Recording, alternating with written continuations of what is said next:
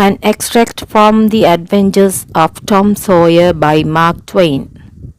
At 9:30 that night, Tom and Sid were sent to bed as usual. They said their prayers and Sid was soon asleep.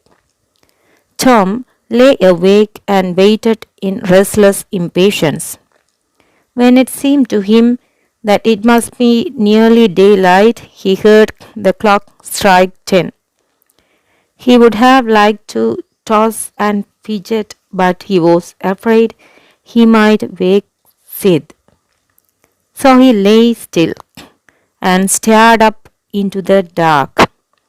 Everything was quiet, but by and by, out of the stillness, little noises began to make themselves heard. The ticking of the clock and old beams creaking mysteriously. A muffled snore came from Aunt Polly's room. Then the howl of a far-off dog rose on the night air.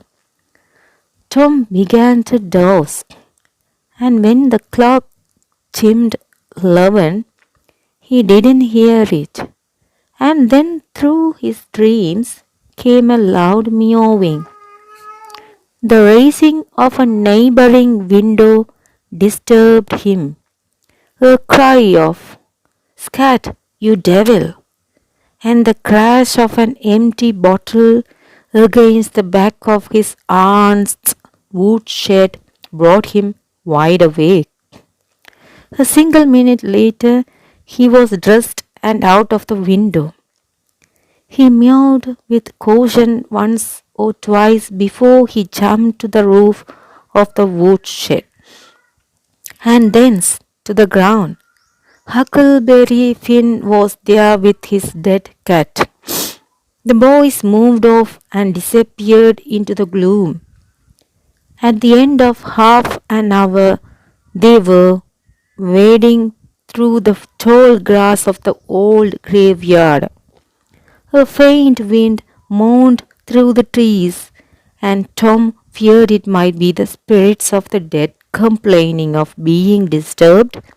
The boys talked little, and only under their breath, for the time and the place and the silence weighed heavily upon them.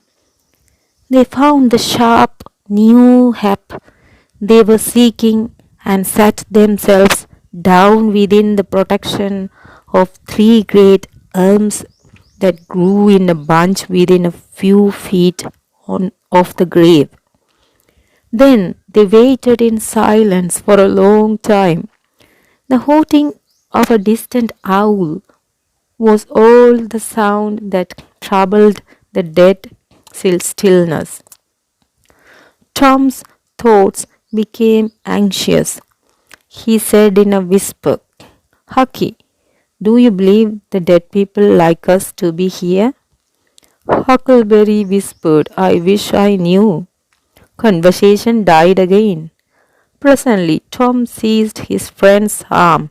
"Shh! What's it, Tom?" And the two clung together with beating hearts. "Shh! There it is again. Didn't you hear it?" "I?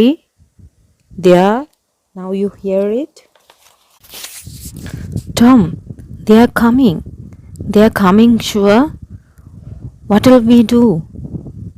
"I don't know. Think they'll see us?" "Oh, Tom, they can see in the dark. Same as cats. I wish I hadn't come." "Oh, don't be afraid.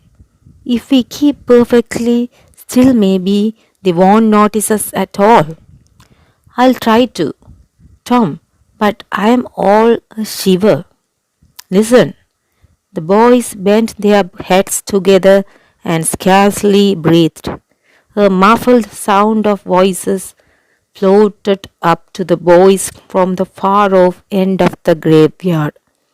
Some vague figures approached through the gloom, swinging an old-fashioned lantern that spotted the ground with little circles of light.